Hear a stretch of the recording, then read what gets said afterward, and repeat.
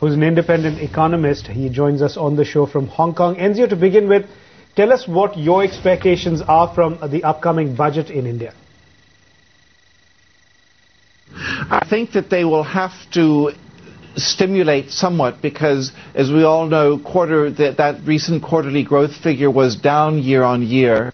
And I think that growth is continuing to slow. In the diction of our economic clock, the economic time in India is worsening. The excess supply of goods is becoming more and more pronounced. So my bets are that the central government in Delhi will have to actually, in Mumbai, will have to actually increase its government expenditure because that's been a major growth plank looking backward.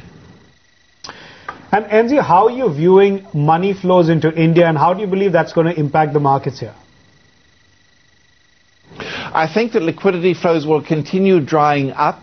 I think that there's a lot of capital flight out of India, just for one point. A second point would be that I think that the Indian market has been a very high beta market, but not a very high alpha market.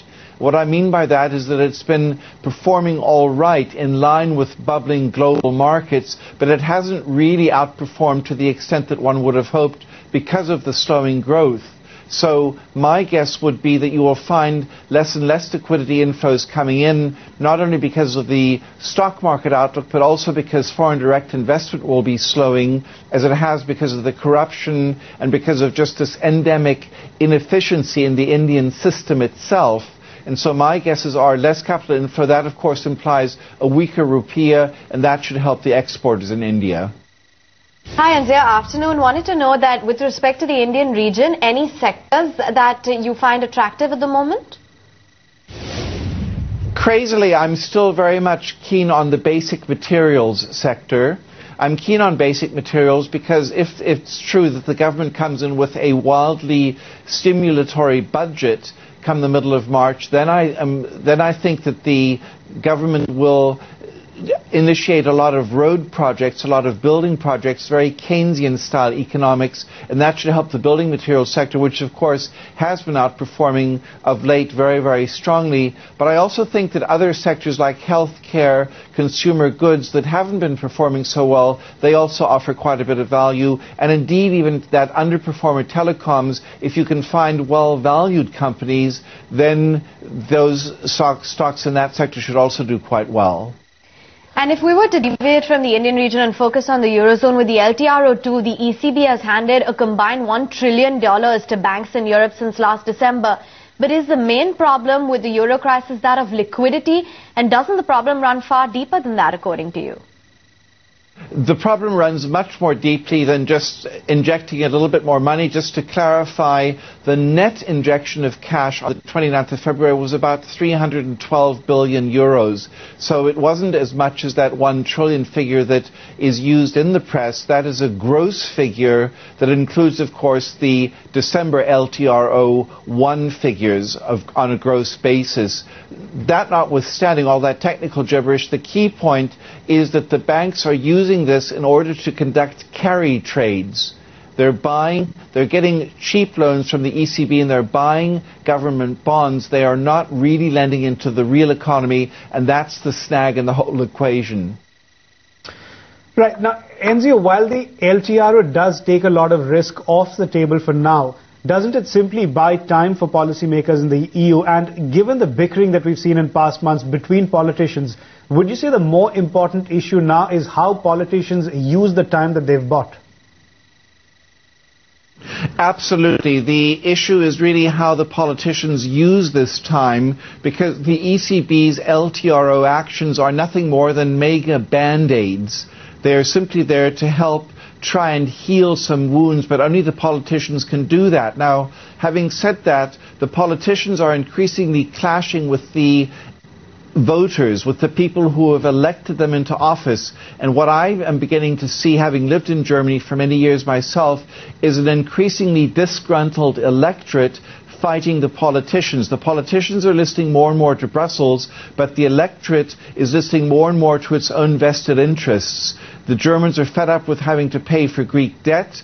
The Greeks are fed up with Germans telling them what to do. So I think that the real fight's going to be, the real bickering, as has been put by people, is going to be at the local level, and I'm afraid that that's going to be quite intense. Now, Enzio, whenever a central bank steps in and infuses liquidity in the system, it tends to take a lot of pressure off banks and the government to push ahead faster with reforms. It happened in the US with QE 1 and 2, and the worry is that it will happen again in Europe with the LTROs. Your view? Well, again, I don't think that the reforms will happen as fast as all that. Indeed, in today's papers, you see that the parliaments have already cut back on their Greek funding because the Greek parliament and the Greek electorate, most importantly the electorate, the people who are voting, the voters, don't want these changes to come through. So my guess would be that you will find the ECB yet again creating another LTRO3, maybe with a 5-year view on that one, but that really not a lot is done at the political and at the local grassroots level. So now that the banks have got all this cash on their books, what are the markers we ought to be watching out for to understand whether all this cheap cash that they've got has actually helped them recover or not? One marker is very clearly the whole net lending into the system. In other words, and there are two really sub-questions there. One is the interbank lending. How much are banks lending to one another? And secondly, of course, how much are banks lending into the real economy? Now, it's interesting to note that when the banks decided to take up all of this offer from the ECB, there were 800 of them this time around. That's more than the 523 we had last time, and the 523. And on top of that, I think that you will find another marker, and within that, then a lot of these banks are finance arms of auto companies that will actually lend more by way of consumer loans. So I think one marker to look out for is net lending into the system, net lending amongst banks themselves. The other marker that I think one always wants to watch out for is, of course, inflation, because the Bundesbank is going to get increasingly leery of these very, very strong monetary figures coming through. So I think that that's again something that one wants to watch. And thirdly is, of course, where the euro is headed. If the euro does continue strengthening, then I think you will find that the ECB can continue doing its LTRO operations, moving into an LTRO3. But if the euro weakens a lot, thus fanning imported inflation, then I think you will find the central bank having to stop the LTRO program somewhat, at least as regards LTRO3. Finally, Enzio, the ECB hasn't indicated that it's done with LTROs, and there's already talk emerging of the likelihood of 5-year LTROs being launched if the 2-3-year LTROs prove ineffective. How likely do you see this happening? I think, as we just suggested, very likely if the euro doesn't weaken too much, and if the Bundesbank doesn't get too recalcitrant about how it views the inflationary threats being posed very clearly by this massive increase in the ECB's balance sheet itself.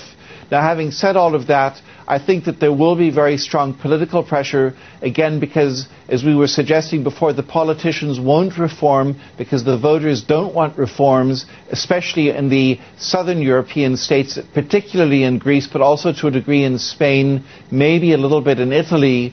And that then, of course, is going to cause the reforms to stall, so people will yet again look at the central bank and say, you central bank, help us out yet again, introduce the LTRO3. Enzio von Pfeil, many thanks for coming in on the show and giving us your perspective on investing into India as well as the situation that we are